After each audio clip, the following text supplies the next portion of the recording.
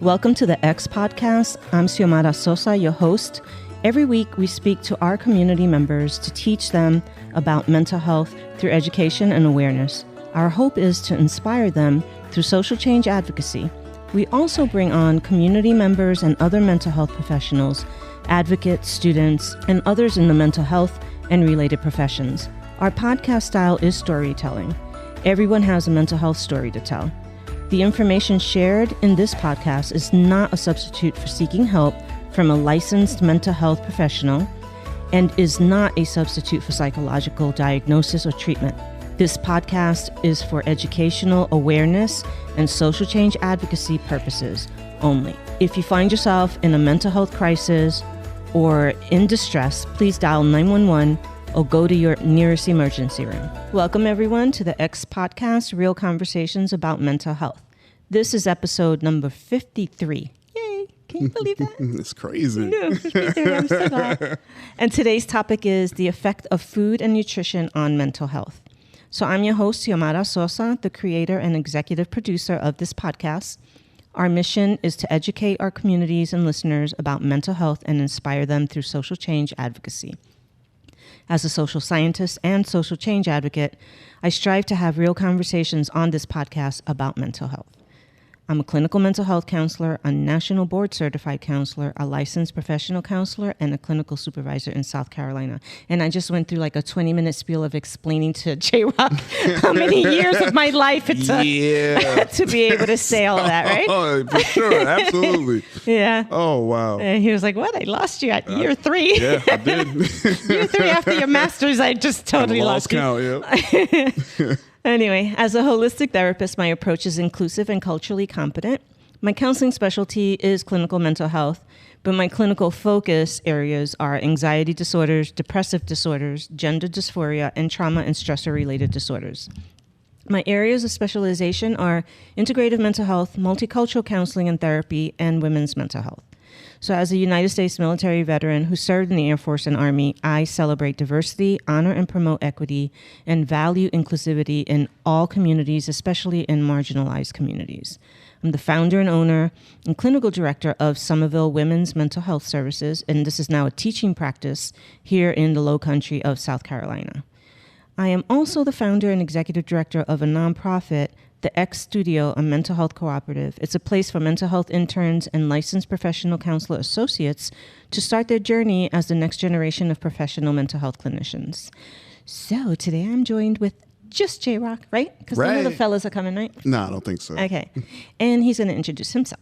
Yes, I am J-Rock, also a technical advisor for the podcast and co-host. And one thing about me, I've been doing broadcasting for 20 years, professionally on the radio, and just a big fan of all things audio, audiophile. And but the thing that I love the most, more than anything, is self-improvement, self-growth, and just learning more and more about myself being on this podcast.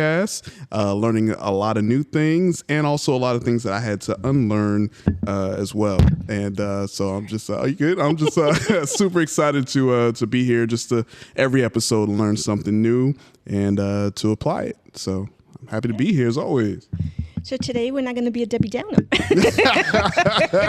I think I Debbie Downered you enough. I'm sorry, guys. I'm trying to fix my microphone. Okay.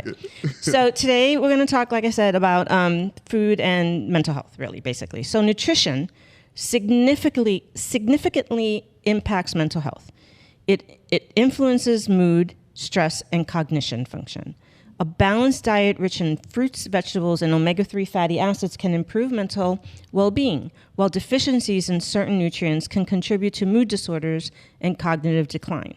So we're going to unpack that for a minute, right? Because that sounded very brainy. And so we're just going to talk in layman's terms right now. We're going to be civilians. All right. All right. So here's the thing. This is such, it's unfortunately such a complicated issue here in the United States for so many reasons.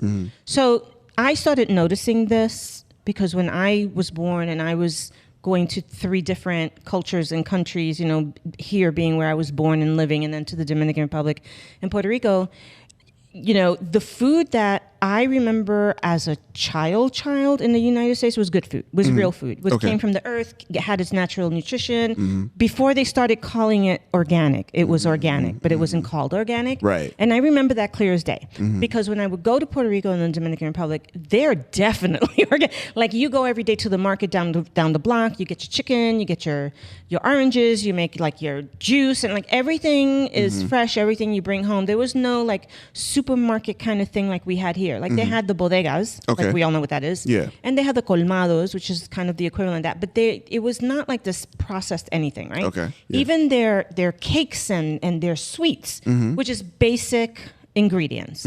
So these kinds of illnesses that we're going to talk about, even mental illness or physical illness, was not really the norm until all of a sudden, when was it? Like the 60s or the 70s, late 60s, early 70s, when all of a sudden all this, it's like this magic food came on the scene, right? And these things became popular in those places, not here, out in Puerto Rico and the Dominican Republic, as a treat. Okay. So like I would show up, hi cousins, for the summer, and everybody wanted to go to the one McDonald's in the entire island. I'm like, why do I want to go? Yeah. I don't want to go to the McDonald's, but to them it was a real treat because this is not something, and they thought that was real American food. Like they literally thought that stuff was really American food, and and obviously it wasn't, because what was McDonald's at the time? It was just like a little cheeseburger, a little. Oh, you probably weren't around. No, I probably weren't around. So when our dad would take us, McDonald's was like basic menu. It was like a little shake, vanilla strawberry chocolate shake, small French fries, small cheeseburger, small hamburger, and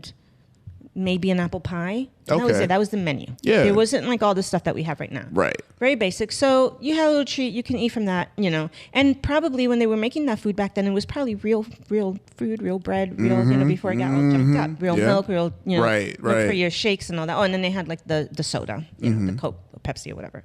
Anyway, so I started noticing as a child when I would come back here, how more and more the food here, when you would go to the supermarkets, the thing became the sodas. And then like the Tang. Remember Tang? Yeah. The Tang. Astronauts drink Tang. So it was like Tang. Yeah. And then, of course, all the little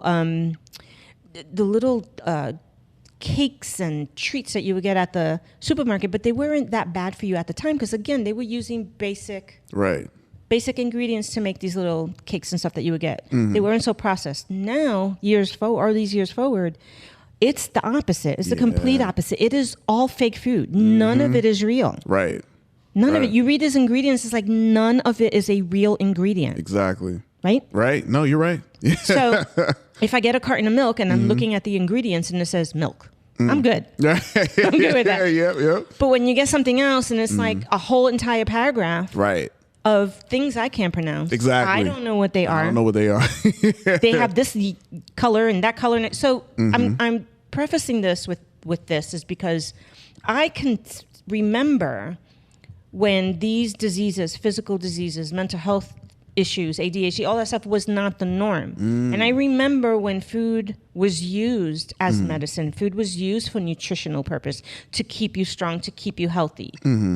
Now I don't think that so much. Although you do have, people who are all into fitness and health and all that, and that whole industry going. Yeah. But I just think in general, what we consider like the food industry right now, even the people who, when it's a big industry of, let's say, processing milk, and you realize what they do, and what they put in it, and how they do the chickens, and how they do, and how they feed them, and all that. Then it's like, what's the point of eating the chicken if all the chicken is getting is all this stuff that's not even natural for him to eat? Exactly. Right? Yeah, right. And that's another thing I would notice. Like the chickens in the Dominican Republic were scrawny little guys. Like they were just little, because they were normal. That's a normal chicken, a little thin chicken running around eating real grass and all that. And then you'd eat him and he was tasty, Then here it's like they started to get plumper, chunkier. Nice and plump and supersized. And you're like, what are you feeding? And then we found out what they're feeding.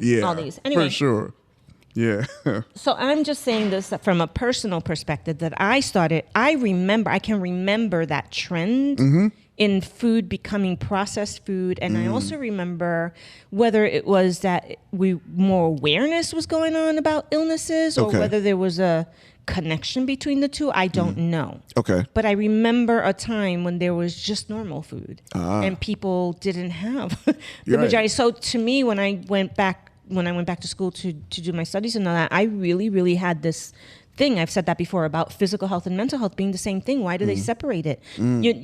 This should not be separated. So what's the point of giving these people meds and then all of their food is the food that contributes to ADHD and this, that, and like, what is that? And everybody was like, look, girl, like, that's not the way it works. Like school people, everybody. And then eventually the studies got done and then that's where we're at with this right now. Right. So I believe in this, and I was telling J-Rock that I am pretty soon going to go get my certification in mental health and nutrition for that reason. Because I find myself doing a lot in therapy and counseling that is nutrition related, nutrition based, lifestyle based, and the difference that it makes. Right. And then now there's a lot of psychiatrists who are nutritional psychiatrists, and they have now made that connection with neuroscience, with biology, with food, nutrition, and everything between that and a lot of the disorders that they treat. So anyway, people get a little pushback on that, but I'm telling you. Yeah. So how nutrition affects mental health. All right. So let's just talk about brain function. I'm going to just go down the basics and then we'll get into some detail. So brain function. Whoopsie. All right. So a healthy diet provides the building blocks for brain health, including essential nutrients for neurotransmitter production, brain structure, and function. So think about that for a minute.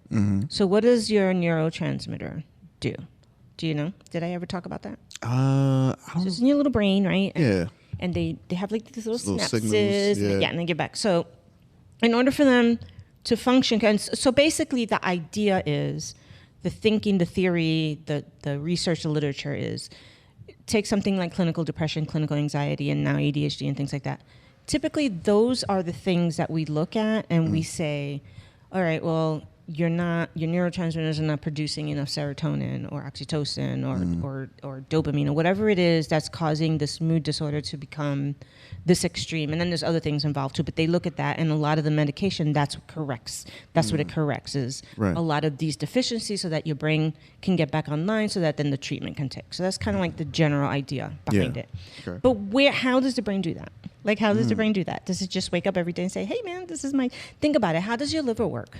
Oof. Don't you have to eat right for your liver? Like, what happens when you don't eat right? Yeah, right. Like you just get the sickness and you start like, not feeling the best, and When you're putting trash in your body, what happens when you put too much alcohol in your system? What happens to your liver? Oh man, it goes just shrinks it up. So all the work that it's supposed to be doing, now it has to fight the stuff that you're putting in there that doesn't give it the building blocks to do its job. Right. And if anything, is making its job harder. So the thing it's supposed to be doing, your kidneys or whatever, none of that is functioning correctly. And so you're going to be diagnosed with something down the road, right? And then doctors are going to be like, oh, no, you've eaten too much salt. Right, yeah. Well, the brain works the same way. The brain is where this neurotransmitter production takes place. Your brain structure is built on these essential nutrients. And now the studies show that your gut and your brain are connected to each other. So not only does your gut have to be healthy, not only does your brain have to be healthy, but in order to be healthy, your gut has to be healthy. Makes sense. There's this whole thing. Makes sense. No, it makes sense.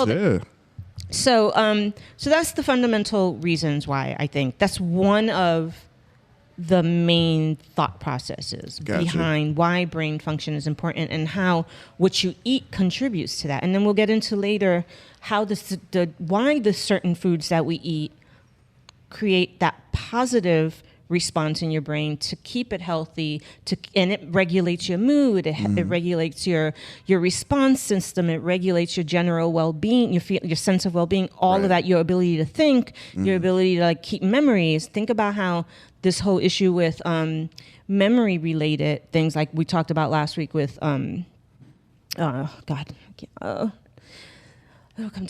and all that, and how a lot of that is related to a lot of these things. Okay, so that's one thing. So the next kind of highlight is stress and mood regulation. This is the big one that I really focused on when I first started, and everybody was like, no, and now everybody's like, oh yeah, getting all into it. Yeah. So nutrient deficiencies can disrupt stress and mood regulation pathways in your brain. So this potentially leads to anxiety, depression, and other mental health issues. Makes sense to me. If my brain needs to, and I'm no neuroscience, so I don't have the language and it's not my scope of expertise, but I get the basics of this.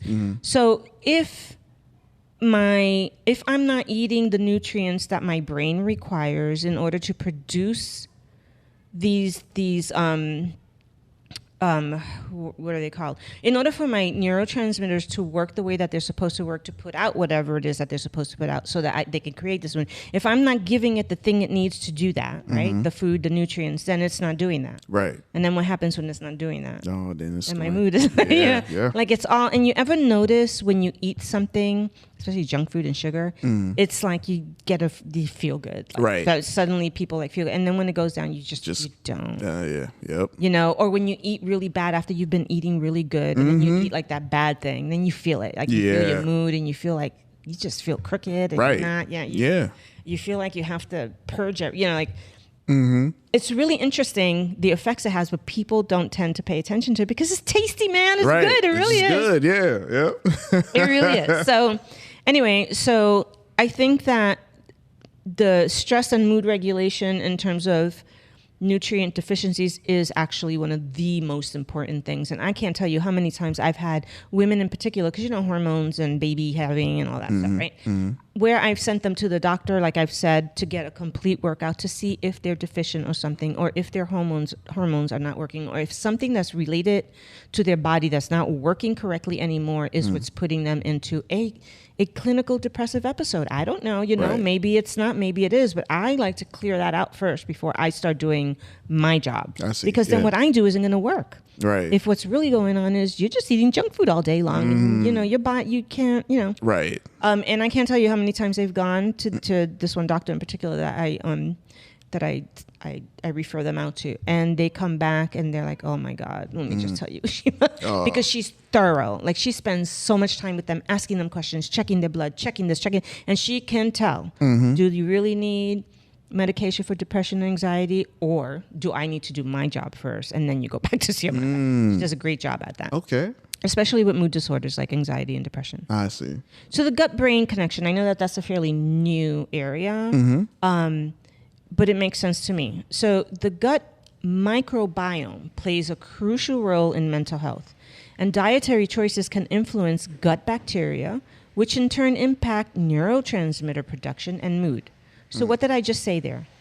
Eat bad, and you can't. And you don't feel good. If you eat bad and mess up your stomach, and then your brain can't do its job, then you're gonna feel like crap. Exactly. Eat good, and then your tummy can do its job with its brain, and then you're gonna feel better. You feel better. It's really what I just heard there. And I know that they have all of these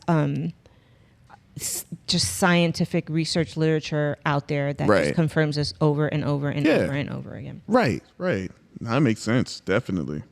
What do you think about this so far? I'm 100% agreement with, especially too, like when you were bringing up when I first came on about like when you were there when like the food changed, like it kind of happened with me when my aunt, who she was living in the UK for like 10 years, and she would kind of come back and forth, and she would tell me like how certain foods there at that time, they were like, oh yeah, it's not allowed over here.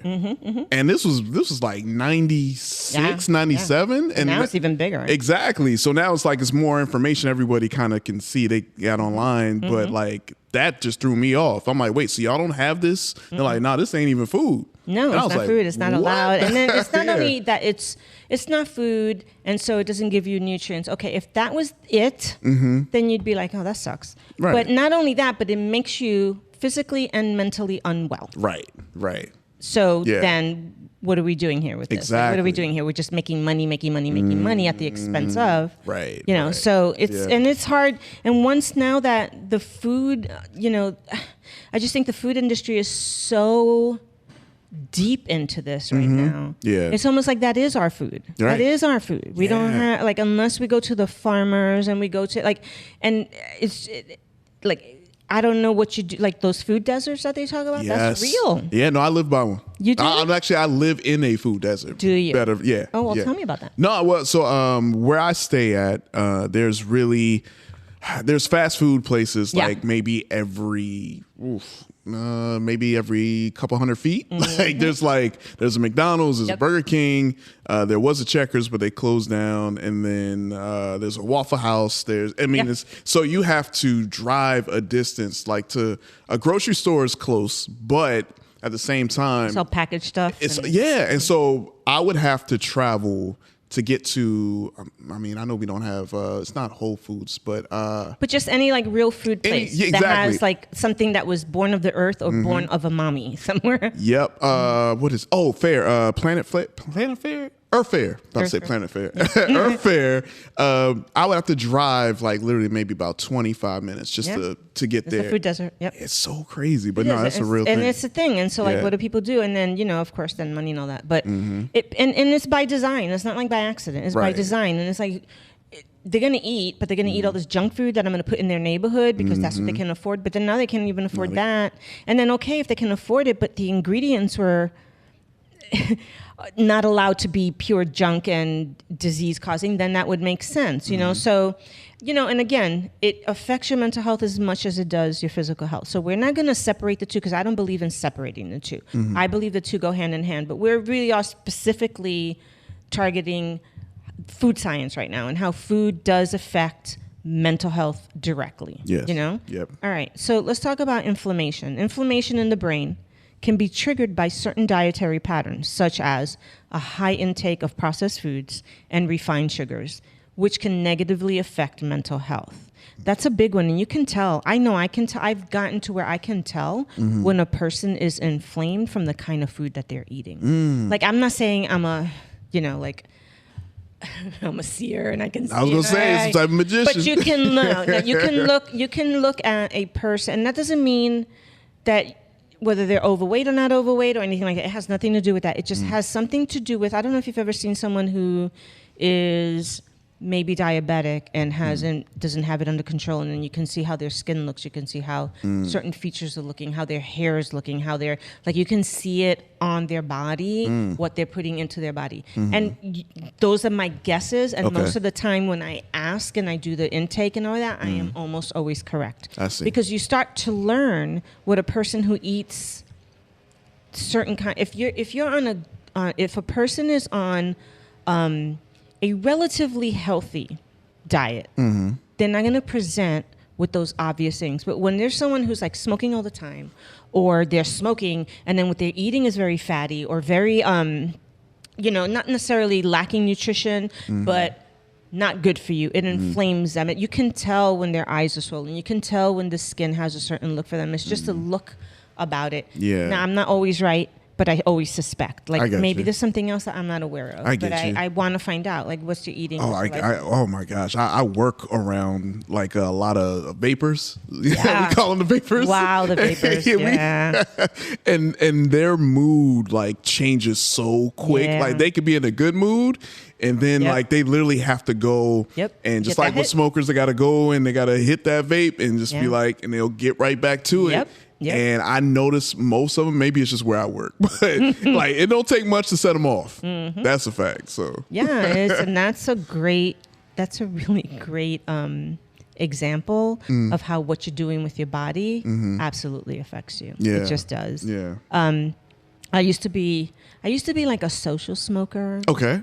So I would like smoke when people were hanging out, and I wouldn't really smoke the whole cigarette, but then I kind of was a smoker. And then my mom, when she started living with me in Miami, she was a smoker. So we had this little room that was like mommy's smoking room. So I would hang out with her, have cigarettes with her. And then eventually I became a smoker, and then I quit. Like I just quit cold turkey one day. Yeah. Because I don't think I was ever actually got to the point where I got addicted with it. Okay. She did. And when she had her first tumor in her stomach out there, and they did the first operation, and she came home and the nurse came. The nurse was like, absolutely not. She needs to quit, and she has to quit. And the reason she has to quit, and then she explained to me the whole way the smoke goes in there and gets into the stomach, and this is, she just had the operation. Like, she explained the whole thing to me, and I was like, oh my God, no, we are going to quit. Yeah. But with her, I had to do it with a whole program. Like, there was a whole program because she was so addicted. She started smoking, what was it, in the 50s when everybody smoked? Everybody smoked around their babies, their mamas, everybody in the car. All that. It was just a thing. Nobody knew anything. And then, like, all these years later, she's quitting. Her body was, like, just fighting it. Just fighting it. Yeah. And she suffered. I remember sitting up with her, in her bed at night, and she was just going through it. But she wanted to go. She wanted to stop. She really did, because she knew what was going on with her stomach. But she suffered, and we had like this phone.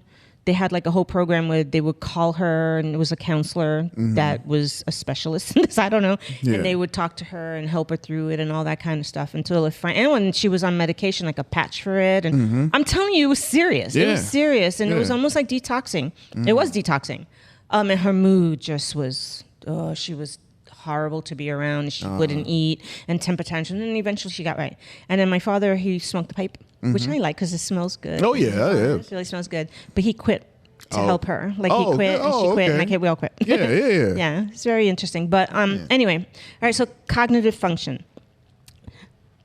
Nutrient deficiencies can impair cognitive functions like memory and attention. That's what we were talking about with dementia and that kind of thing, or just in general. While a healthy diet can support optimal brain plasticity and cognitive well-being. So those are just the general points, and we're going to get into it more. So when anybody asks, why does it matter? That's it. Those are your talking points. Brain function, gut-brain connection, inflammation, cognitive function. That's it. You want those things to be right. If they're not right, you're not right. There you go. Yeah. You're not right, right? 100%. So there's that. All right. So let's focus on nutrients. All right. So what are the important ones? We hear a lot about omega-3 fatty acids. What do you know about omega-3 fatty acids? Do you know anything? I know a little bit of it. When I first started to get into my fitness journey, that was one of the things that I would see pop up all the time, especially like with men and getting into fitness. Like they would always say like, okay, you want to make sure you got So it'd be like the fish oils. I remember I would take those and. They were good, but just that burpee smell. After fishy. I couldn't stand that. But you could just eat the fatty, oily fish. You could just do salmon. that. Yeah, exactly. And so I just switched to salmon. I love salmon. Sardines. All of that. But, and if you don't eat, fish or meat, you can do fish, flax seeds, walnuts. Right. Yeah. All of that. Yeah. Yeah. So omega-3 fatty acids, they're found in oily fish, like the ones we just mentioned, salmon, sardines, tuna, some of the other ones I can't remember, but really generally, they're easy to find, they're easy to cook, they're not complicated, you know, and they're really not all that expensive. Right. Flax seeds and walnuts, I'll tell you about what I have at the house. That's Alexia makes fun of me. Omega-3s are crucial for brain health and can support mood stability and cognitive function. That is why they make a big deal about the omega-3 fatty acids. So I feel that if you can, and if you're in the position, that's why I'm a big supporter of the Mediterranean diet, because that is the diet that supports mental health. Number one across the board. And then you can do your own twist on it. Like I do my little Latina twist on it, my little Puerto Rican, Dominican twist on it. Yeah. And other people do the Mexican twist on it or whatever twist on it. But as long as you eat what the Mediterranean, because this shouldn't even really say diet, but it's a Mediterranean food. And what they eat is stuff that's around the Mediterranean environment, which is fish and fruit and olive oil and things like that. And we'll get into that. Yeah. But there are other diets that are called something different, but they basically can do the same thing. So, but with the omega-3 fatty acids, that's even really important when you have depressive disorders and moods like that. It really, really helps relieve the symptoms, especially if you can't get medication. Okay. Generally. Not for everybody, not always. Okay. But it's always a good first step to try, especially when you're trying to not get on psychotropic drugs. So, and that's brain health. It's just brain health. And brain health is mental health. So like brain mental health. It just is. So if you're doing these and you're giving it as much power as it can have to stay healthy and function normally, then you're probably going to be going down a good road. And even if you do have an episode of anything at some point, you're going to be able to recover from the treatment a lot better most of the time if you already have set it up for that. You know? Yeah. So B vitamins. B vitamins such as B12 and folate are essential for brain function and neurotransmitter production. And deficiencies can lead to mood disorders and cognitive impairment. How many times am I going to say that throughout this podcast? Deficiencies can lead to mood disorders and cognitive. Yeah. B vitamins are super important, especially B12 and folate, and especially for women. Like, this is just really, really important. So when you get your vitamins and you go to see your doctor and you don't have deficiencies, or you do have deficiencies, that's why it's important to know if you do have deficiencies, if you need to get prescription level or what level you need to take. If you don't have deficiencies, what's going to be the appropriate amount for you to take and the appropriate vitamin and supplement for you to take to stay well, like just to stay well, especially if your diet isn't where it should be. Right. Sure. But I'm a big fan of get it as much as you can from your diet. Just do it. And then supplement it with everything else, unless you have a deficiency. But there are people who won't eat right, and then they take their vitamin and they think this fixes it. Right. This does it. I'm good. No, you're not. It's not. It's not the way this works. Not okay. At all. So then the next one is vitamin D. Whoops. I think I just deleted something. The next one is vitamin D. So vitamin D deficiency has been linked to mood disorders and cognitive decline. An adequate intake is important for overall mental health. We talked a lot about this with the sun, and when we were dealing with, what was that? The seasonal affective disorder and things to that effect. How people who have no sun, people who don't have vitamin D, it really does affect their seasonal affective disorder. That's DSAD and all that. Yeah. And then if they can increase that, because there's no sun, there's no, nothing else, this will be something that can help offset that. But that's why you find a lot of it. Our foods are fortified with a lot of this, because they know that if there's a deficiency, it causes a lot of problems. Magnesium, zinc, and iron. Iron, I think, is a big one. Yeah. These minerals are involved in various brain functions and can help regulate mood and cognitive processes. We're just going to say that throughout the entire episode. Magnesium, zinc, and iron. Yeah. Antioxidants. Antioxidants are found in fruits and vegetables. You cannot replace fruits and vegetables. There is no way. No way. You cannot replace fruits and vegetables. And I don't mean like get the sugar-covered dried fruit ones. You can dried fruit is good if you don't get the ones that have added stuff to it, and which is what I eat, But if it's not raw and in its basic form, then you're not doing yourself any favors. Right. Antioxidants can help protect the brain from damage caused by free radicals. I don't really know what the definition of that is, but I am gonna look that up. And but I do know it's not good when they're not right. And inflammation. I think inflammation is the big one, here. So, all right. So what are some of the dietary recommendations? What do you think? And this is about improving your mental health or keeping yourself well. Right. I mean, well, honestly, I like you were saying, I just feel like, you need to have a balance of all of that. But also at the same time, it's kind of like, okay, well, if you're a person that's working and you see how everything's kind of going up, how do you balance? It's kind of like you got to balance, and then you have to balance your money. So you gotta, so how do you do this, right? So how do you? So I think sometimes it's. So the VA has this program called the MOVE program, right? I forget what it stands for, but anyway, it's this whole nutrition, weight management, health thing that they have for veterans like myself who have been out for a while, and we're like, oh no, I think I might be a chunky chicken. So then we're in this class for 12 weeks with this nutritionist to help us kind of get back on thing. And so we're doing now we're in the space of foods. What do you do with foods? And the nutritionist's whole spiel today was less about eliminating everything, like get rid of everything bad and be strict. And she was more about how can you make better choices. So if you're buying like a lower fat hamburger or something, right? And you're going to make something to eat.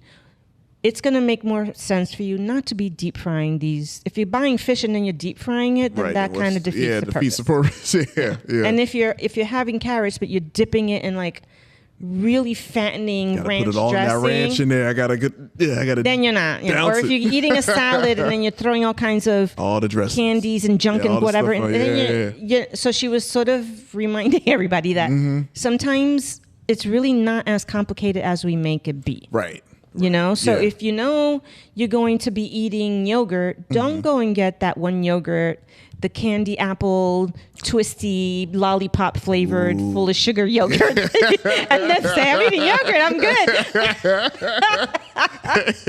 I know people like that. No, okay? Okay. No. You get, and like luckily Alexia and I, we're sort of like aligned a lot with this kind of thing. We both like real food. We like real food. Right. If we left it up to Jason and Sio, well, they do really good right now. Like, good. Sio does a really good job at making sure that he does better and then they do better. But Alexia is a foodie snob, so she's a little bit different. And then I just like real food. Like I grew up on real food, and I have a hard time not eating real food.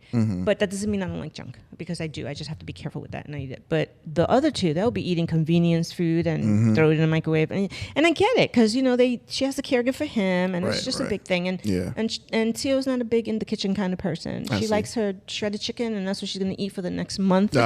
She's never kidding. So what we've all decided, so Alexia and I are really the ones in the house that, so Sio and Jason do the semi-homemade stuff. Like, so you buy everything kind of made, sort of already at the deli and whatever, and then you kind of doctor it up at home a little bit. Right. And then you have food.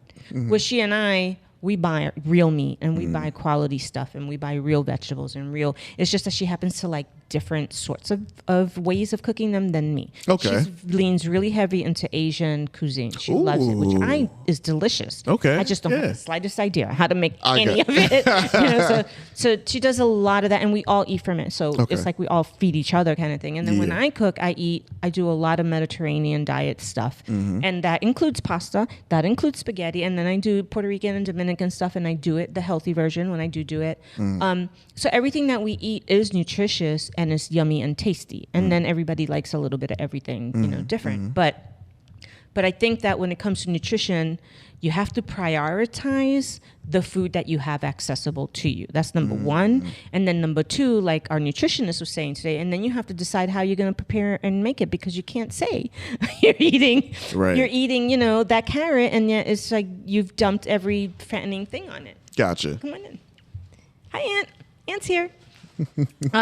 So with food, no, it's enough. Does he pass the test?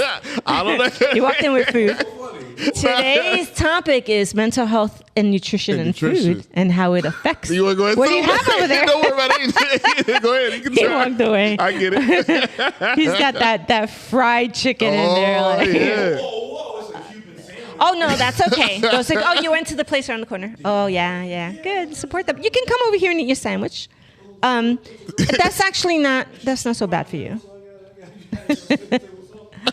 All right. So prioritize whole unprocessed food, right? So what does that look like, J-Rock? Whole unprocessed? So first of all, what is whole unprocessed foods? Well, like you were saying, I would think like, the farmer's market, when you're actually getting the actual... Real food? The real food, fruit, the real vegetables, Stuff that comes from the earth and stuff that has a mommy, right? Right. So focus on balanced diet rich in fruits, vegetables, whole grains, lean proteins, and healthy fats. And then we'll talk about what healthy fats are.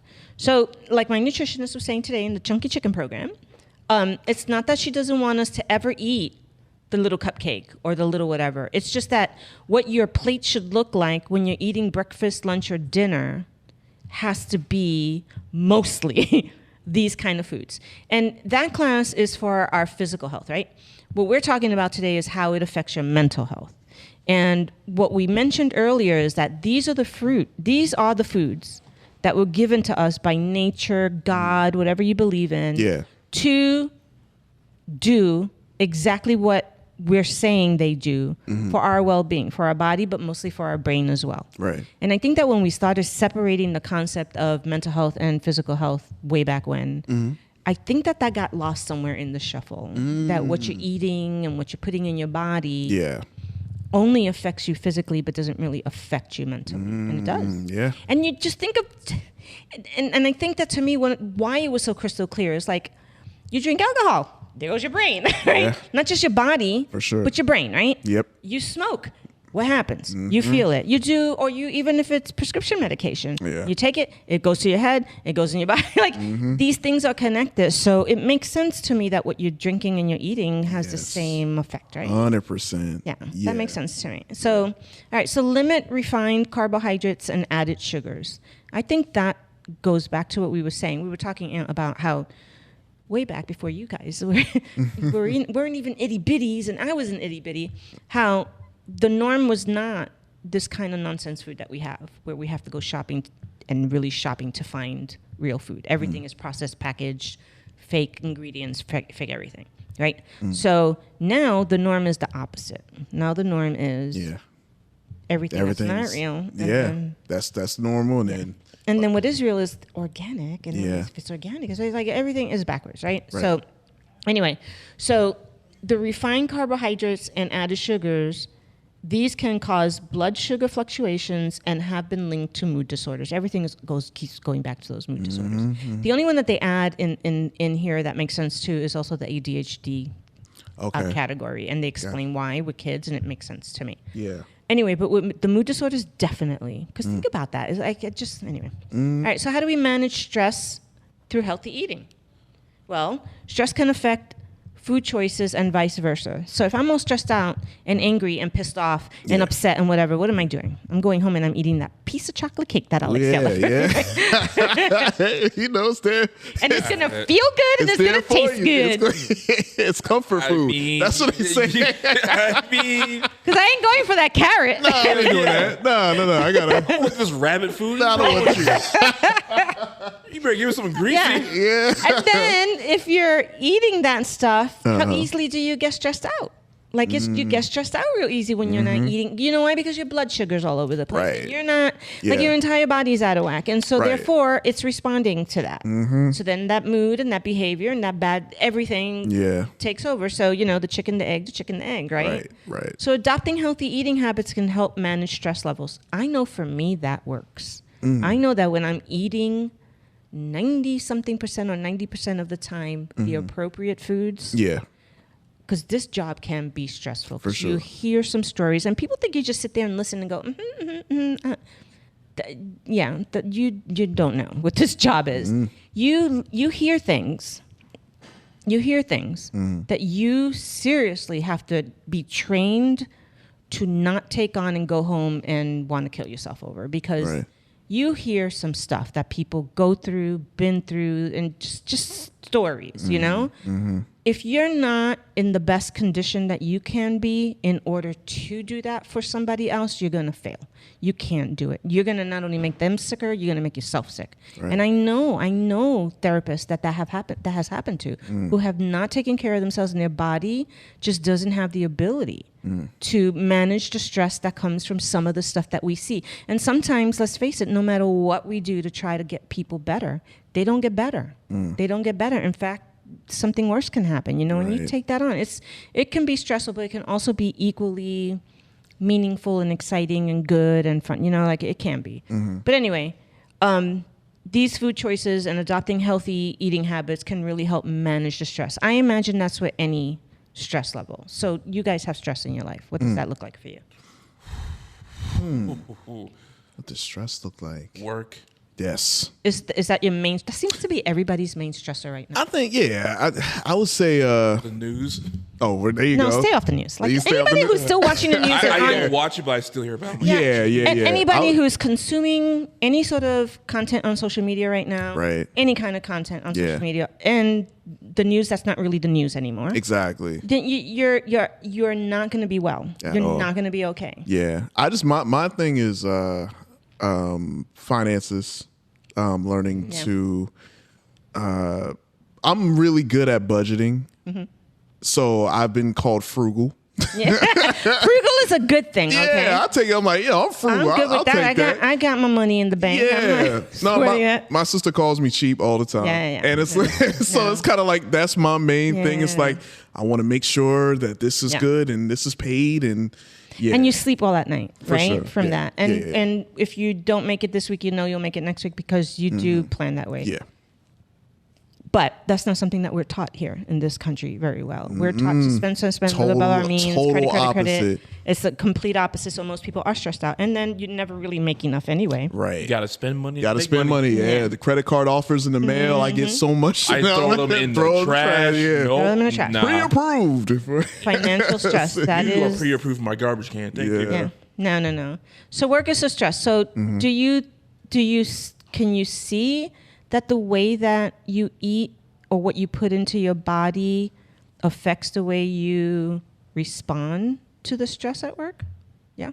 What about you? You gotta be honest if you're on this podcast. There's no him humming on this podcast. I never really noticed because you know me, I eat. You put a plate in front of me, I don't care what it We'll is. run down. It's gone. Yeah. No, my thing is how I start my day is super important. So I have like I have like a routine of things that I take in first thing in the morning where I have my shakes. So I'll wake up early and I would take like I'll have like my veggie mix where it's literally grass and all this other stuff, but it's mixed. It's mixed in. I know it sounds crazy, but yeah, it's like it's grass, spirulina, all the greens. And That so sounds fancy. it's basically It's in that aisle of the supermarket that you and I never go down. it's good. I'll tell you. I mean, you develop a taste for it. Yeah. It's not the best, I will say, but I drink that. Yeah. Yeah, because it's grass. I know. But that beets. No, beets is tasty. So I am a fan of the beets. Yeah, I have my beets right after. So it's the green grass, the veggies, the beets. Change the name of that drink, I man. know. Beets? Then beets, and then God.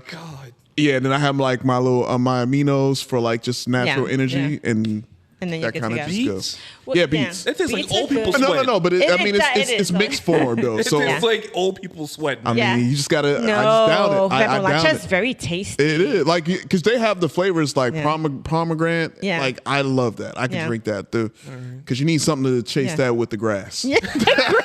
So that's it. Need some shit. I gotta chase it down. Isn't there a pill for that? No. You can. I'm sure there are, but I'm not. No. Oh yeah. I think that's important. So you start your day. You set your intention in the morning, and then you have your routine and your ritual, Yeah. and that sort of sets the tone for the rest of the day, which makes a lot of sense. Because if you wake up in the morning and you have a piece of chocolate cake, that's not I going to can't do that. No, I can't. No. That mess me up. You can. I could. But is it going to manage your stress throughout your No, it ain't no work getting done. I slowed down. I was like, oh, you want me to clock in? Yeah, all right. Yeah, we'll see about that. Yeah. Yeah, no. Okay, so then, well, all right, let's move on.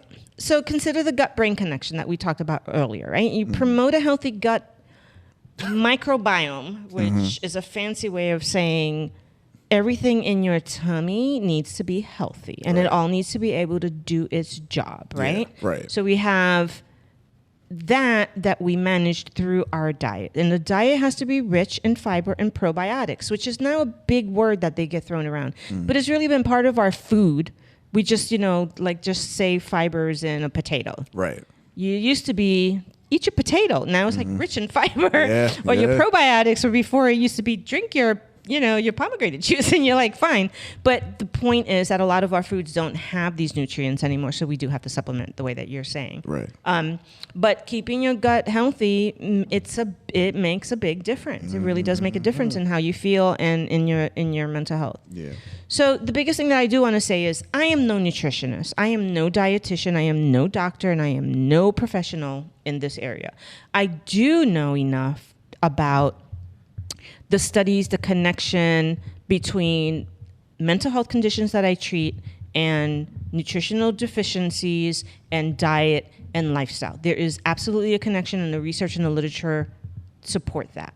So I'm just taking this concept to the next level because I've been listening a lot to psychiatrists who really they're nutritional psychiatrists, and they're really melding those two things together and understanding now why a lot of medications don't work for certain people and why this sort of lifestyle change really does help. And it has to do with everything we just talked about. Your brain needs what it needs, right? To try to recover. So it doesn't mean it cures you, but it definitely has a positive impact on your ability to function and work better. So if you have concerns, and I'm just saying, I ain't no doctor, I'm not a registered dietitian. So if you have concerns about your diet and mental health, seek guidance from a qualified professional, please. Call your doctor, call a medical professional, speak to a nutritionist, speak to a dietitian. Don't say that so-so lady said to drink grass and now I'm in the hospital. I'm just saying. Grass and beet juice. Yeah. No. Yeah. Don't do that. Oh, Okay. yep, nope. Just go do that. All right. So that's my disclaimer. That's my disclaimer. Because people will do that. You know, that lady on that podcast said I can. She had some guy that said they did grass and beet. I think they cut my grass. Cut the grass and that. They took the bag off the lawnmower, but hey, no, put I'm some telling dirt you. quick. Right now, I'm working with a nutritionist for me personally, not necessarily for my mood, because my mood, thank God, has been pretty good.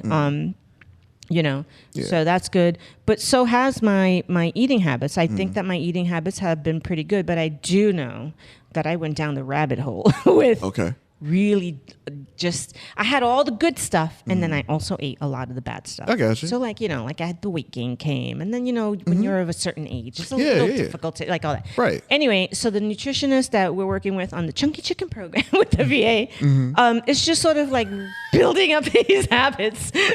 You never heard of that before? The what? The Chunky Chicken program. Yeah.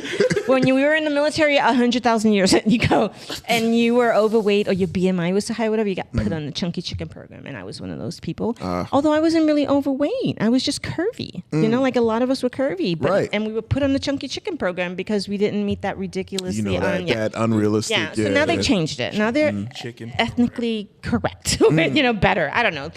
One of my interns said, no, that happened to me too.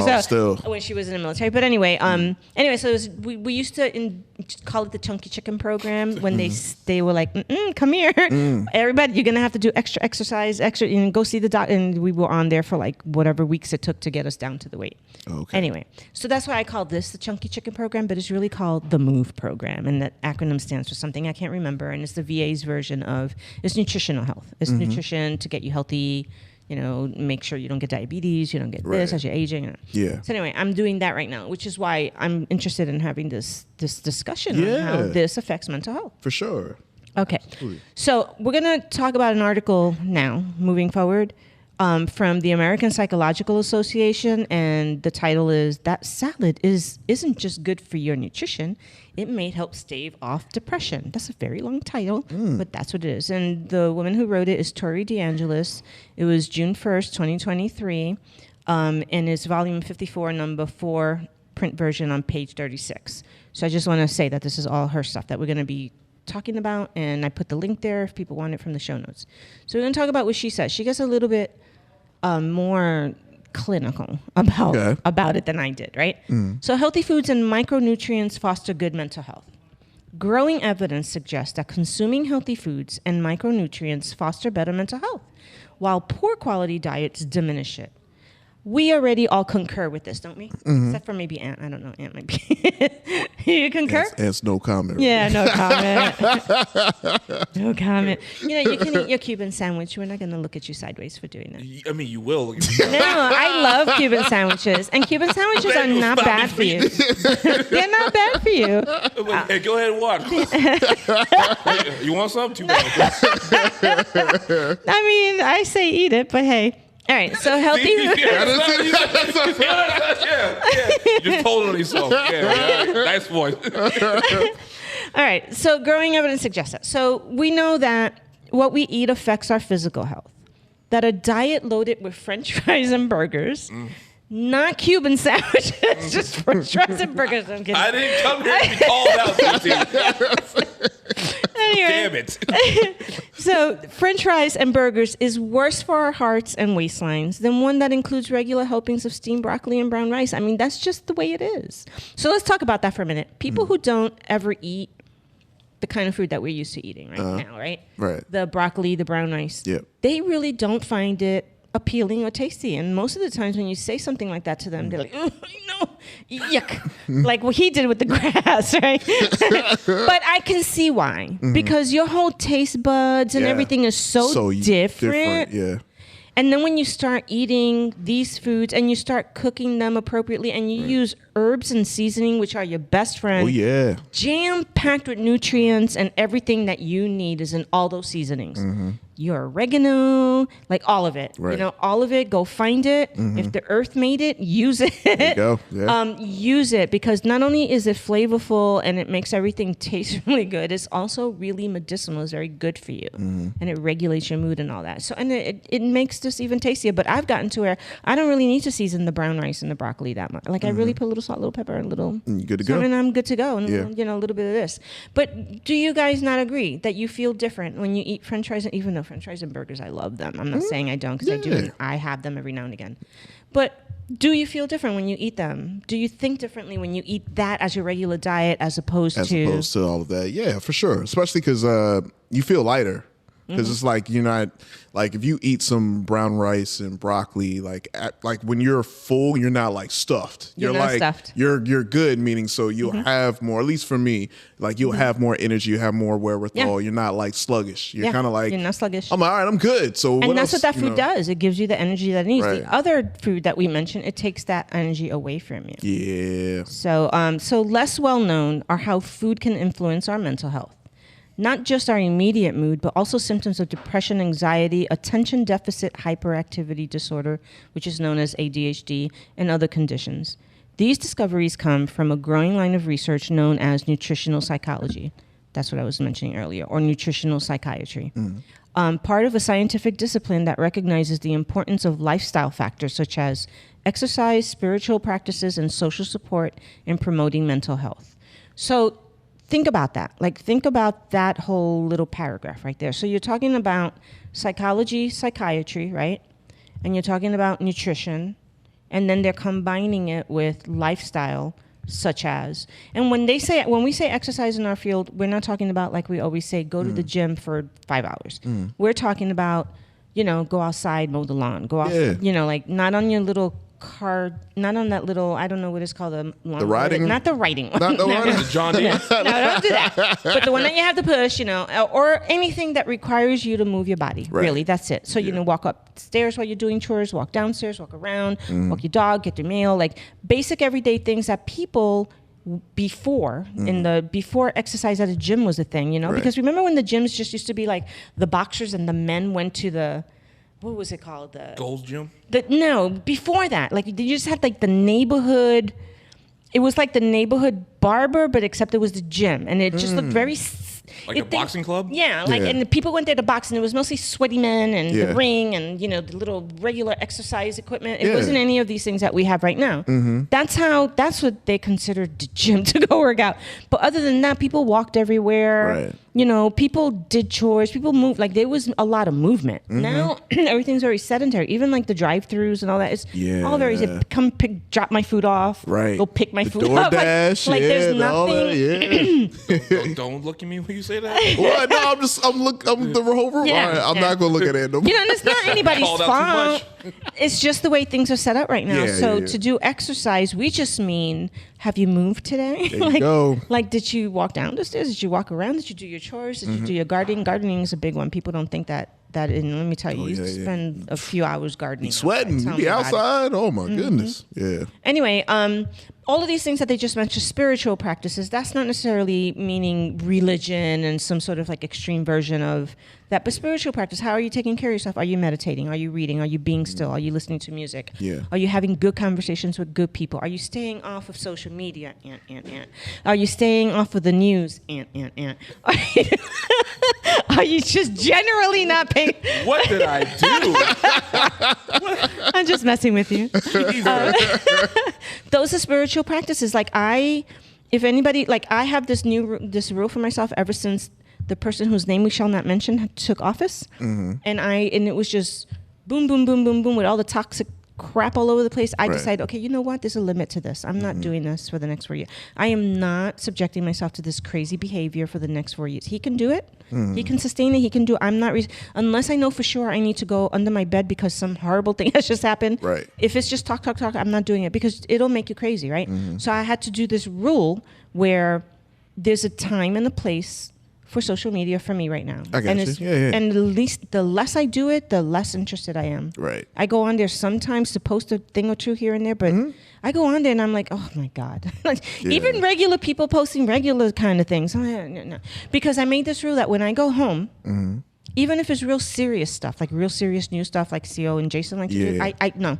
My barriers are up, my boundaries are up. This is my at home in peacetime. Right. I don't want to bring those crazy people into my home time. Right. No, I don't want to that. talk about what that guy did and what this person said, because it can't be any worse than it was yesterday or any better than it's going to be tomorrow. It's going to be, unless you're going to tell me I got to grab my bag, get on an airplane and get out of the country, then don't tell me anything, because I am supporting the people that need to do things about this and can do things about it. And I know I can't in my house. In my house, I need to feed my dog. I feel you know, and I need to take care of myself. So like I have parameters set up for how long I watch it, how long I listen to it. So when anybody gets in the mood to talk about it, I don't participate. I don't participate because that's my spiritual practice. Right. When I am home, I just want to mess around with my dog, mess around with my plants, eat my food, you know, and chit chat and watch stupid shows and whatever. I don't want to spend the last 2 hours of my day getting so upset and uptight about what this crazy man just did and everybody around him who's supporting it. When tomorrow he's going to wake up and do the same thing all over again. And we're going to be upset all over again. So I'm not doing it. So I look to the people who actually are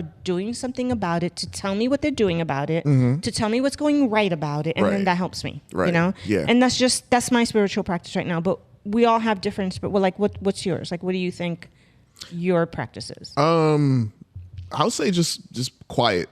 Yeah, quiet time. Quiet time. That's it. I like, love my quiet time. I get in my car, just have the windows down, especially if it's nice how it is now.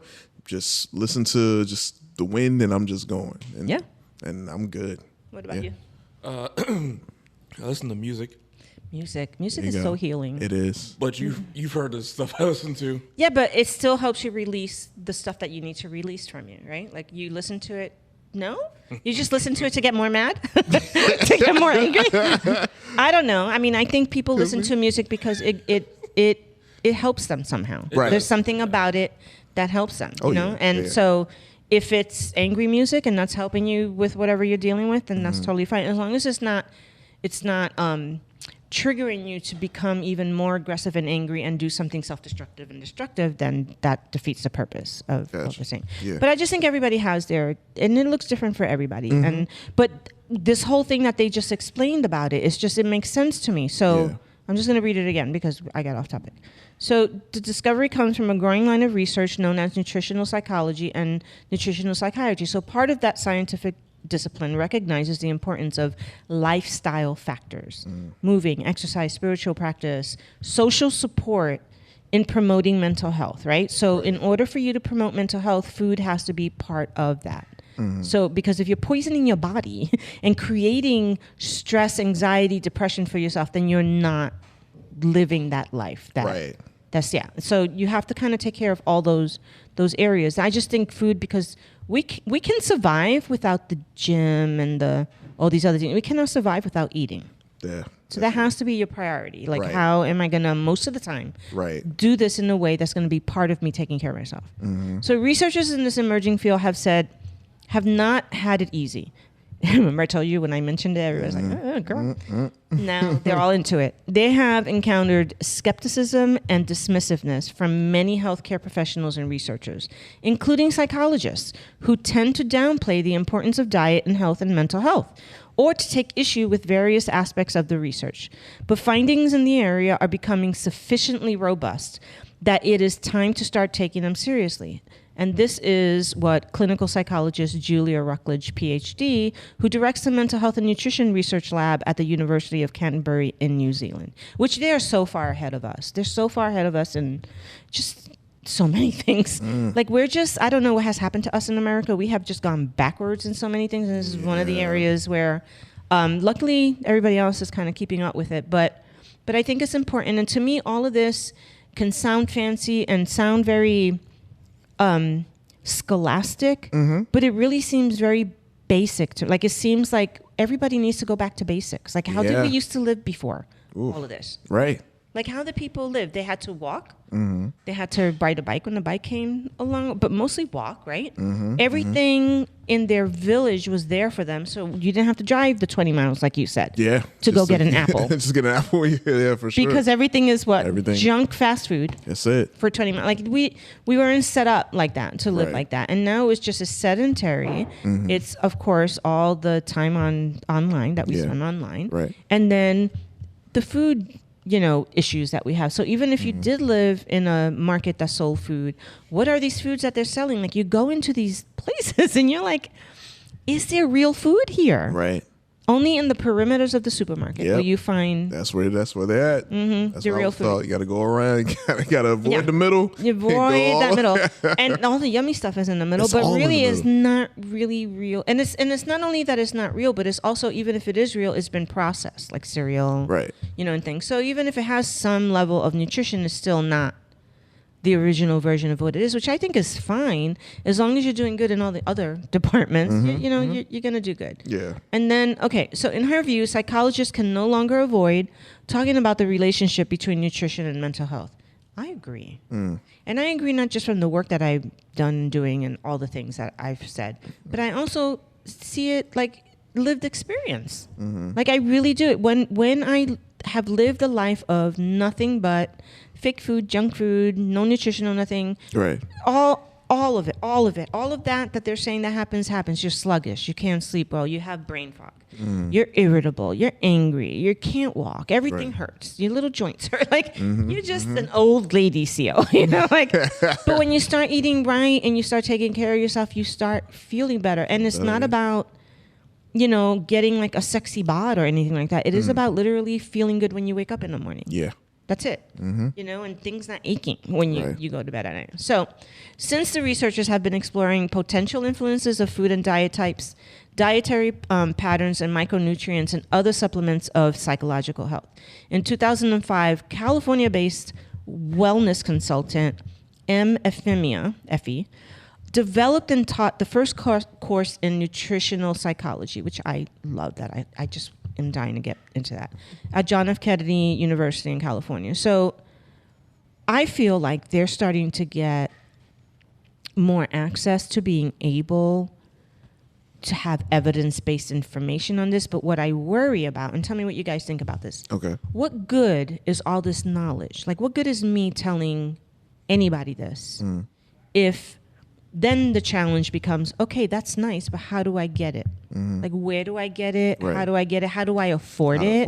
That's and how do I yeah. trust it? How do I know it's not right chemically altered or that's something? because that's the thing now too. Like we've been seeing like reports saying like, well, even the fruit that we eat is processed. Like like where they have I know my friend of mine and my cousin, like they love like watermelon, and my older cousin was like, well, I mean, I like seedless watermelon, and it's like, well, How do they make that? how do they make it? And then that came a whole discussion. It's like, well, it's watermelon. It's like, nah, but I mean, naturally it has seeds in it. Yeah. You gotta So have seeds to make watermelon. yeah, you got to have seeds in it. And it was like, well, and then that became a whole discussion. So things like that. Yeah, and having we don't know. people We're not trust saying that the seedless watermelon is bad for you. Yeah. We just wonder how that happened. how that happens. So And, it's like, yeah, so and maybe it is as nutritionally good as we don't know. But don't- why do we need? I guess seedless is easier for some people to eat and that kind of thing. But I think that that's a great example of like the tricky tricks that they use. So when you're going to buy bread, you really should get 100% whole wheat or 100% whole grain, and it should be 100%, and it should say whole. Right. That's just what it is. Yeah. There's a lot of reasons for that, because then you look on the ingredients and it'll tell you It'll do tell 1, you 2, 3 right there, instead yeah. of all that other stuff that's Right. in there. So and so what's the nutritional value? So I think that if white bread had the same nutritional value and was healthy and good for me and did all these things that we were talking about, why not eat the white bread? Go ahead, Right. go for it. Yeah. But because it's not and it doesn't, I'm saying stay away from it. And then also now the science shows that it's actually bad for you. Right. And it causes all of these problems. Yeah. So maybe not eat it so much, you know? Right. But for a lot of people, they can't afford. Have you seen it's like prices is- $5-6 for a loaf of bread like Yeah, that. I know. Yeah, it's So crazy. if you have a family and you're, like, how do you, and first of all, getting them to even like it, but beyond that, you're not going to pay this money for them not to eat it because they don't like it. But then can they really even afford it? And then if they get it in their little dollar store place that they can get it at, or the equivalent of their corner market, is going to be jacked up. The price is going to be. So it's not just the food. It's just like the industry, the whole, all of it. Yeah. So what do we do to help people that we're trying to get to take these things on? Like, what do you think some of the solutions are?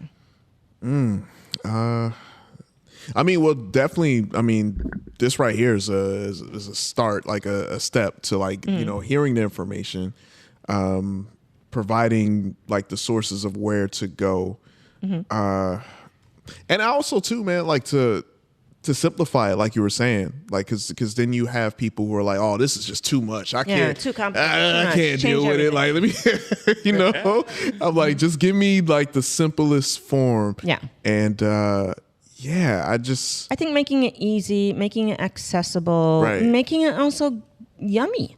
True. Who's going to eat anything that's not yummy? That's true. And I love my healthy food, but if it don't taste, well, the grass drink might. I don't know.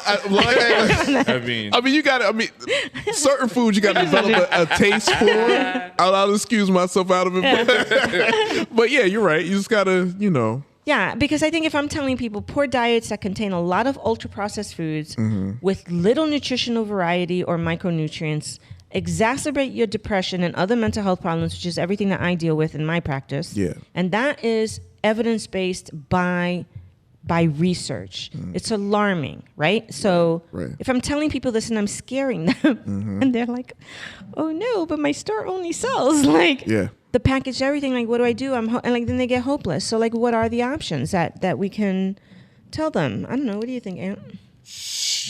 Yeah. You know what? Ultra processed foods like pizza, packaged pizza, sugary beverages, children and teens. What do you think? I know it hurts, that hurts. Right? I know. It that hurts, but it's true. Relax. What if kind of like when it comes to any type of issue like that's going on in the community, like write your like the mayor, town hall, like bring Get up some these notes out. like write your congressman or call, be like, hey, flyers. Especially like we're telling TT about. I live in the food desert, so it's like I gotta travel. I gotta right. I gotta travel as opposed to me, closest grocery store I can walk to. Right. Right. See, that's good. Yeah. And then when you get to the like I have gotten to where growing up in New York, we used to like the way that the shopping happened was the aunties, the titis grabbed all the cousins and like, we're going to the market. Everybody grab your stuff and let's, because we all had to help carry everything home, right? So we all went, and it was like usually like 10 of us, right? And we'd all go, with the titi, and we'd go to the neighborhood supermarket. And the neighborhood supermarket in those days was like a little Food Lion, like a small little Food Lion. So they had, without all the junk food, like it just had everything you needed, the rice, to this, everything you needed, everything you needed, for your dinners, your cooking, your whatever. And you went with the titi to this place, and then everybody grabbed one bag, and all of the groceries went home with the titi. Like I feel like that made sense to tell these people, okay. I mean, you didn't have to tell them in those days, but that makes sense. But in these days where there's no such thing, first of all, you don't have the 10, 20 little cousins that you can drag with you anymore to help you. So you got to get in a car, you got to drive somewhere, you got to fight to park, and then you got to get in the store, and then you got to hope you don't catch COVID or flu or bird flu or whatever the hell it is that's going on now. Outside, and then people behaving badly, and then the price, like it's just all of that. And then how much more convenient is it to just have them deliver it to me and then go online? But then it's expensive. But then there's that. It's. I am grateful that now I have gone back to the basics, which reminds me of New York when we did it, where we just go to the little Food Lion down the street and we go up and up and up and get everything that we need and go home 2 blocks away, right? Because we know what we like, we know where it's at, it's affordable, it's easy, it's close, and they don't change. Like they it's not like they went back to basics. They remained the basics. Where Walmart got so big, and then they had to create those little tiny markets. And then now they're trying to go back to basics, and it's like, you know what? Forget you and Publix and everybody else. We're going to the little Food Lion who has always been there and always had their food. So I don't know what the answer is for people who don't have access to this and or can't afford it. and or it's just not compatible Yeah. with their life. It just really isn't. You know, Yeah. I don't know what the answer is, but I do know that information is power. Right. And I think that if you start teaching adults and reminding them about simple things like, if your brain does not get the right nutrients, your mental health will suffer. Right. It's that simple. Mm-hmm. So how do we help you do that? So maybe you don't get the fresh fruit, but maybe we can get the dry fruit for you There you at go. your store, and Yeah. maybe not the sweetened ones, you Right. know. And maybe you might pay that extra $1, but then don't buy the 3 sodas and the the sugary whatever you were going to get, cookies or whatever, and get that one package of, and let's figure out in the whole, there are ways that we have to teach them. We can't just give them the information and then have them And just- go to, yeah. yeah. And then you're right. We do have to do social change advocacy is what you're talking about. Right. Is talking to the people Yeah. who need to change this and make this easier. And it does work and it does happen, because I remember, like, for the elderly population, that's a thing. It's an issue. And for my parents as seniors, there's this program around here and they had to sign up for it every year. Yeah. And it's like the local farmers or the local excess food, and then they were all real food and stuff.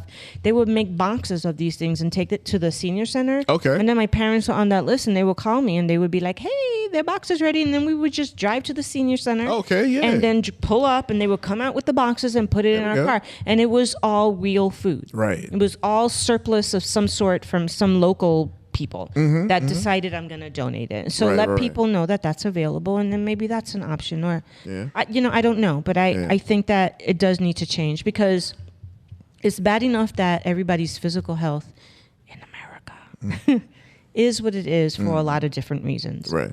Now they have to accept the fact that there's so many mental health issues. The people, and I'm not talking about like severe mental illness and they're just all psychotic or anything like that. No. I am talking about the inability to get up and feel like they want to go on with their day, even if they don't want to necessarily kill themselves. They just don't see the point. Or the anxiety, the social anxiety that exists. Or that, like, if we're having people dealing with this every day and the food source that they're consuming is almost 50% of what's going on, then it is important. Like, we Right. need to do that in order to see things improve instead of being mad at them for being Yeah. like unable to function in society. I'm just saying, that's just my thing.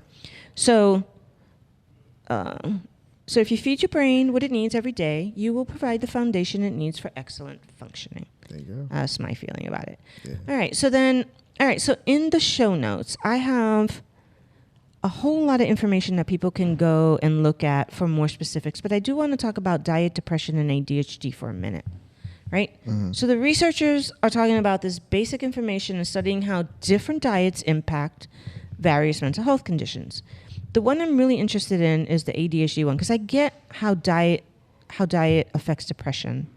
I'm not really schooled on the whole ADHD thing. I do know that when I first started out in this field and I was doing work going to homes of families that had children who were diagnosed with ADHD, one of the things that I learned about was trying to get the parents to change up the diets that they were giving the children. Like, I would okay. do like a whole assessment Yeah. with them and explain to them why this diet and that food and this, all of these things that they were eating were probably, whether it caused it or not, it seemed to trigger it. It seemed to amplify it. It seemed to create more of a thing for them. And I would try to get them to do that.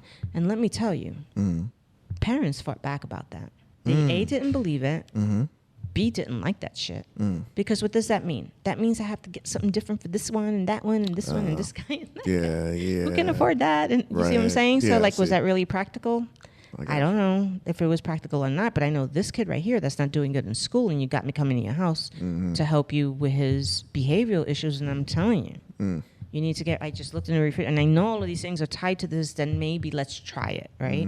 But then it became, if you take it away from them, then you get the strong reaction from them, Yeah. you know, and then they have it's to deal cool. with that. Have you seen that? Yeah. So I'm just saying, it's not as easy as we try to make it out to be. Right. But it's something we need to work out. So they are finding that diets that feature whole foods and contain the diverse nutrients, like those promoted by the Mediterranean, Japanese, and Norwegian diets, right?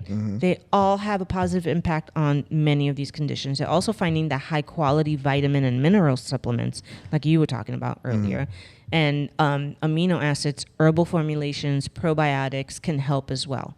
I agree. I think that, but you got to be careful with that though, right? Because there's a lot of snake oil. Is that what they're called out there? Yeah, those guys. Yeah, those guys. Yeah. You know, trying to tell you that these things have, if anybody tells you that there's a thing that just cures everything and fixes everything, no. You almost always have to do more than one thing, right? For sure. You have to move your body. You have to kind of change up your diet a little Got bit. to, yeah. You have to also exclude things from your life. So you're doing all of this to feel better because you don't want the depression. You don't want the sort of what is that called when you languish? You know, you're like languishing. You don't have energy. You don't want to do anything. You have brain fog. You're just sort of kind of existing, and you can't figure out how to get out of that. And you have all of that. Then you definitely don't want to just do 2 things at work and then 5 things that are causing just counteracting. Yeah, you really have to have a good. I always think that having someone else supporting you in this process is helpful. Oh yeah. Until you get there. Until you get there, yeah. So like always, like that's why it works for me with Alexia, because she generally likes to eat good food.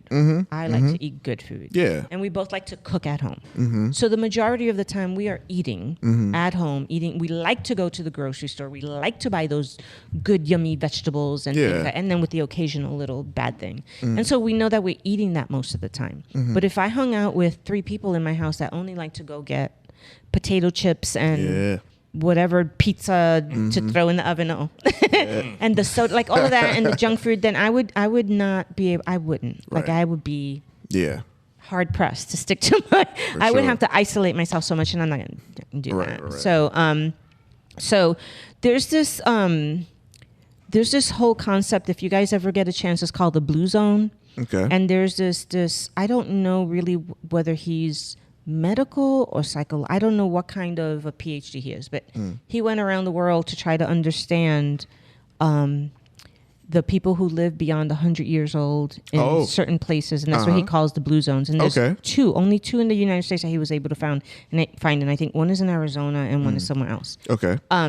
And he went and he studied for a long time how these people, and Okinawa was one of them, until we started introducing our junk food to them. Yeah. And then he was able to show the difference in what happened to their mental health and their physical health. And now they're trying to get back to that. Okay. But they're called the blue zones, and it's him trying to study longevity and health. And what is the difference in these people that live in these blue zones and why they're so happy and why they're so mellow and why they're so feel good and why they're so just happy and general and they don't need to overdo anything. And he studied their lifestyle and everything, and it all went back to the simplicity of they live in a neighborhood where they could walk down the street. They came out and they socialized with each other. All of their food is grown from the ground. And for years and years and years, they've been drinking this like natural wine thing that their village has. And all the meat that they like, he just went through the whole process of it. And you can just see that it is an entire lifestyle of how they eat, what they eat, when they eat, how they do it, how they use the natural resources. And it's not anything they planned. It didn't require like this big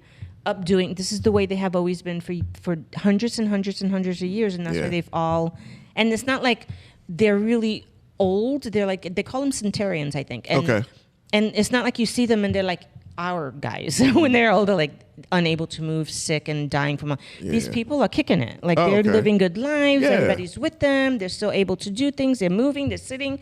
And he wanted to know why, and he studied it. So if you ever get a chance, and I know there's a documentary either on Netflix or one of those places. It's called The Blue Zones. Okay. And it is fascinating, and it's really, and it goes back to the basics, but it's really fascinating to see how lifestyle and how the influence of the outside world can mess you up, like it did Okinawa. Yeah. All right, so then we are going to move on to, I'm just hoping that I wrote in my notes, putting it into practice. There it is. So other areas of nutritional psychology and psychiatry also need to do more investigation, like we said. So the emerging areas, are examining the micronutrients. I think is like the big thing that they're all going to start focusing on right now. So I think that's a good thing. So many variables, genetic, medication use, stress, and more can influence the amount and sometimes types of nutrients a particular individual needs. I always say that, right? You have to kind of not do the cookie cutter version. Yeah. Because what J-Rock and what Ant's going to need is going to be different than what I need. All right. So in a similar vein, researchers are starting to examine how different types of diets may benefit different types of individuals. I agree. Yeah. Because I think you can't be making somebody that lives on an island eat the kind of food that they eat out in Alaska. Right. I don't think that's going to work for them. So I agree with that. Anyway, so I'm going to put all these things in the show notes for everybody to kind of get more specific information and some resources and all of the studies that I'm referring to so that they can make some changes. I also put in this one further reading on these subjects from different people who have written different things regarding this. So diet and mental health and the efficacy on these studies and all that, if they really are interested. I am going to ask you, what did you learn and what's your takeaway? Who wants to go first? Oh, well, no, I learned that, all of this right here just makes so much sense as to the things you put in your body, what they can do to your brain and how everything's kind of connected. So, this makes a lot of sense, especially for I just know certain people that I know personally, like that I work with in particular. I'm thinking of like 5 people. But you see the meeting? Yeah, from each of the places that I work that are like, I can see like how their mood just changes so fast. Like they could be in the best of moods when they first walk in the door, but by like 11 a.m. Yeah. That's it. It's like, oh, now they're mad. They're upset. Yeah, it really, like, it really does. And when your blood sugar goes up and it goes down and Right. you crash and crash it's not, out. and your body can't regulate it because it doesn't have the nutrition to do Right, it, and you're right. feeding it the stuff that makes it spike and make it go. It's just really, it's a trip. Yeah. Yeah. So what did you learn? Yeah? Pretty much to cut back on the Little Caesars. Yeah. Little Caesars is a treat. It's a treat. Not an everyday food. Not with that attitude. That is true. It's true. Yeah, I need to cut back because I eat a lot of. Well, I eat vegetables. But do you eat a lot of processed food? That is the killer right there. Is processed food that's not real. Oh, I eat real stuff. Okay. Like There you what? go. Like real chicken, There you go. real Good. cheese. Good. Yeah. Good. Yeah. Okay. Yeah. Yeah. So don't fry your chicken. Don't right? Don't don't fry fry- your chicken. don't fry- No. Don't fry your chicken. I'm kidding. I mean, I'm not saying fry it. Don't fry it. I mean, we all know that it's going to be Kill me now. better for you if you don't. But I'll take olive oil and I'll put it in the pan and do what I need to do and make Right. it taste good. So Yeah, I'm yeah. not saying. But I think they're talking about like that deep fry Yeah. stuff with lard and everything. Yeah. That can't be your everyday meal. It just can't be. Every other day. No. There you go. No. And those of us who are ethnic, we know what that's like, right? Oh, yeah, Growing yeah, up yeah. with, Oh, for with sure. these foods are normal all the time. And we need to Yeah. really Right. pay attention to that and look at our family history. Who's sick, who's not sick, who's moody, who's not moody, who's passed on, who hasn't, what's their diet like, what have they been sick from? Yeah. And understand that the food and the lifestyle had a lot to do with it. I think the biggest takeaway, because this can get very science focused, right? Because it is food science, it is mood science, and I don't like to do that on the podcast. And everything that I read really is very science focused. But I think in civilian terms, I think at the end of the day, we unfortunately are at a disadvantage because our food industry is not in the business of providing nutritious, delicious food for Americans. It wants to provide Right. tasty food that's addictive, that you're going to buy over and over and over and eat over and over and over again. That's not good for you. They could care less what kind of nutritional value it has as long as they're making a whole lot of money, because it's a food industry. It's Right. not farmers Right. who are trying to do farming and provide us with real food.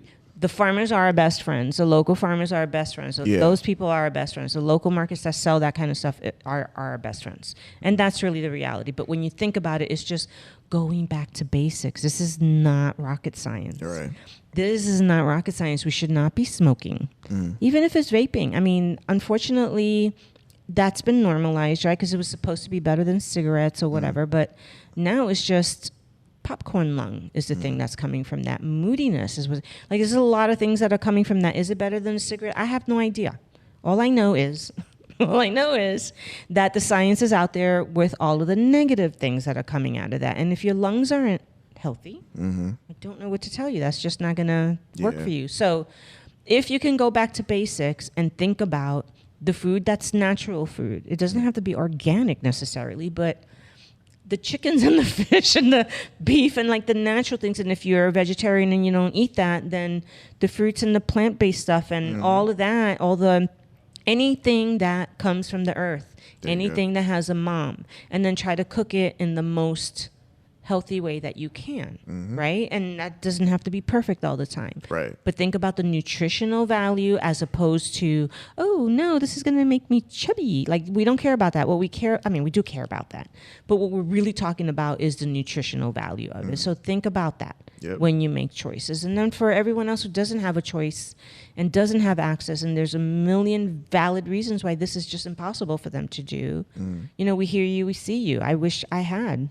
And we might have a solution, and then it's just a matter of how do we get people to implement it for them, right? Because, taking nutritious food away from children in the school seems to be the thing right now. So I don't know. I don't know. That, that seems to be a bad thing to give them that. So, we can't. Anyway, we'll figure out a way. But I think for ourselves, what we can't control is ourselves. And then make better choices for yourself. If you want your mental health to be better, then you definitely need to think about assessing what you're eating every day and what you're drinking every day and understanding that does have a direct impact on your mental health. There you go. All right. So that's it for us tonight. We are out of here. Thanks for listening, everyone. And take care of your mental health. Good night. Right. Thanks for listening to the X Podcast with me, Xiomara Sosa, clinical mental health counselor, licensed professional counselor here in South Carolina. We hope you enjoy our real conversations about all things related to mental health. You can check out our show notes for reference, resources, and other show-related information. If you found value in our conversation, we encourage you to join us weekly as we discuss different mental health topics. You can head over to the X Podcast website at www.studiotalkpodcast.net and send us a message from there, as well as sign up for our newsletter. Our email address is studiotalkmentalhealth@gmail.com. You can also subscribe to our podcast and leave us a rating and review at blueberry.com/studiotalkmentalhealth. And send us a text or call us at area code 843-695-9974. Please recommend our podcast to your friends, colleagues, family, and networks. Thanks for supporting us.